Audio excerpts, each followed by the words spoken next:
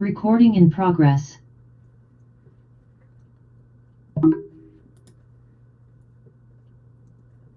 Gravitational waves.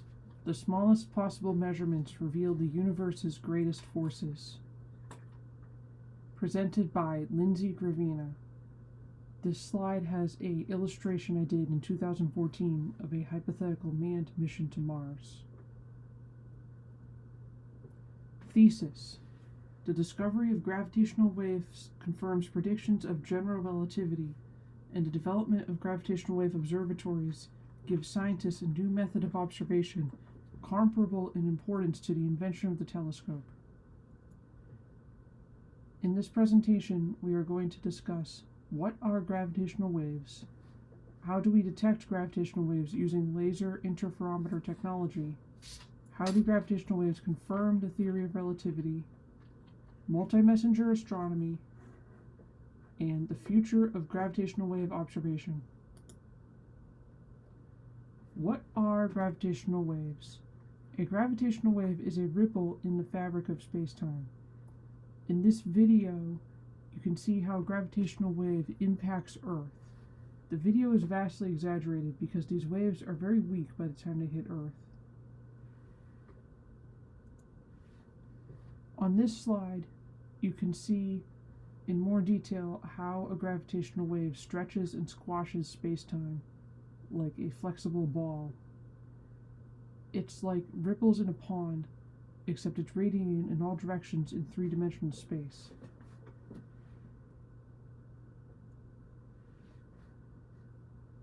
We are going to follow the journey of a gravitational wave from the event that created the waves to their detection on Earth. This video is a simulation of the event that caused the first gravitational waves human beings have ever detected in 2015. In this video, we see two supermassive black holes merge, which causes gravitational waves to radiate from the event.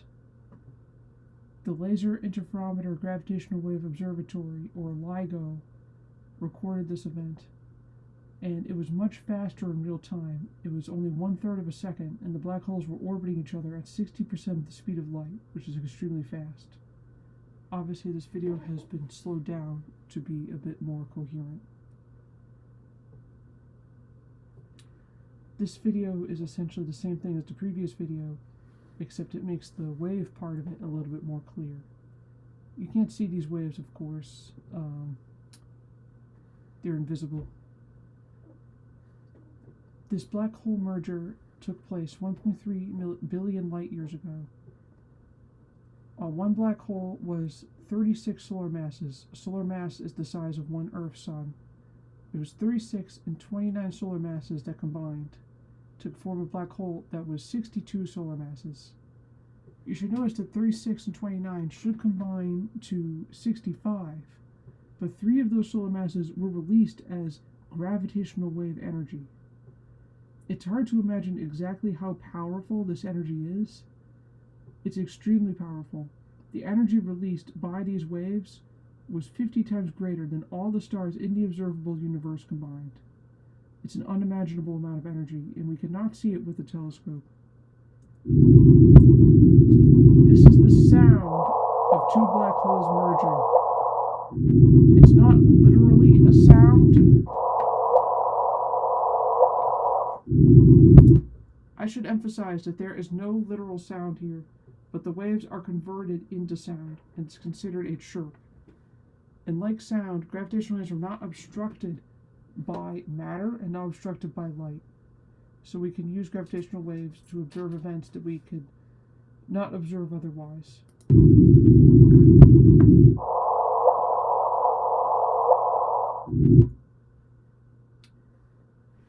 This is the Laser Interferometer Gravitational Wave Observatory, or LIGO, which has 2 locations in Hanford, Washington, and Livingston, Louisiana. In order to measure gravitational waves, LIGO has to make very precise measurements, and it has to be very large. Each arm of the observatory is 4 kilometers long, and each arm is a large vacuum tube containing a long laser. And this image here is one of the very precise mirrors used in LIGO.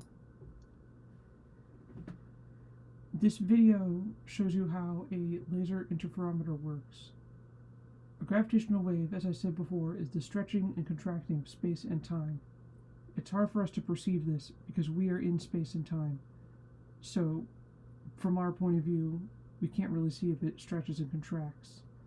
But light always travels at the same rate, and in stretched space-time, it will travel farther to reach the same distance.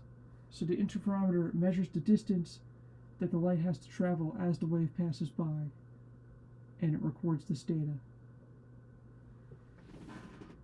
You can see a smaller version of the same thing over here.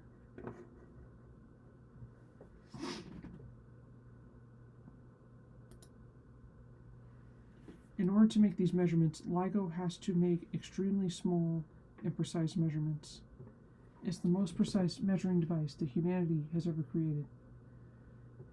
LIGO can measure a distance that is as tiny as 1/10,000th of the width of a proton. This is an unimaginably tiny distance. A proton is 100,000 times smaller in diameter than a typical atom is. This is equivalent to measuring the distance to the nearest star, which is 4.2 light years away, within the width of a human hair. So, as you can see here, the journey of a gravitational wave, well, this particular wave began with two supermassive black holes colliding, which produced waves, which were recorded by LIGO, and which we can listen to now. I titled this presentation, "The Smallest Possible Measurements Reveal the Universe's Greatest Forces," because this very tiny measurement of 1/10,000th the width of a proton was the final step in a journey that began 1.3 billion years ago with the incredibly violent collision of supermassive black holes.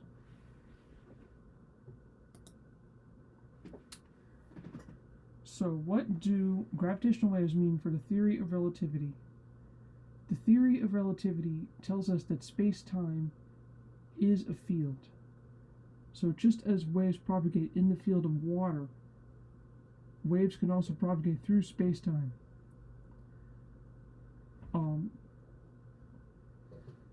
Gravity is often described as a force, but in reality, gravity is the curvature of space-time.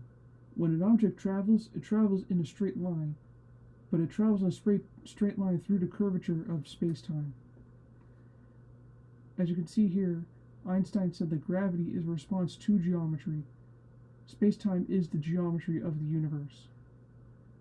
And John Wheeler said that space-time tells matter how to move, and matter tells space-time how to curve. Because space-time is flexible, it can be stretched and squashed with a wave or with the influence of mass. LIGO was the first observatory to observe this phenomenon, but there are currently 3 major ground-based gravitational wave observatories, comprising 5 total detector sites. These sites can measure the same event occurring at the same time and give us more accurate data on where exactly the event is coming from, and confirm that these are real events and not just flukes caused by, say, seismic activity. Recording the same event in multiple different ways is referred to as multi-messenger astronomy. In about 10 years from now, we are going to launch a new observatory in outer space. And this is very exciting because it's going to be much larger than any observatory that has ever been built on Earth. This observatory is called the Laser Interferometer Space Antenna, or LISA. Each arm of the observatory is going to be 2.5 million kilometers. In this animation, we can see LISA orbiting the sun behind Earth. It's going to be able to measure different frequencies than what LIGO can measure. And in this other image, we can see the hypothetical Big Bang observer, which has not been funded yet, but if it's ever built, it's going to consist of 12 spacecraft and it can observe the earliest moments of the universe. With our current technology, we cannot see the Big Bang because the early universe was opaque to light. We can see the background radiation that occurred not too long after the Big Bang, but we can't go back any further than that. And with gravitational wave technology, we could possibly see the Big Bang in itself.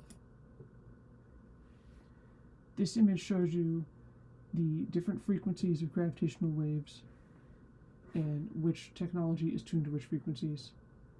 With terrestrial interferometers, such as LIGO, we can see massive collisions, like in the video I showed. With space interferometers, it's tuned to a different frequency, and we can see different events, such as smaller black holes. With a pulsar timing array, we can see still different events. And with technology that we don't have yet, we could have in the future, we could even see the Big Bang. This is Kip Thorne.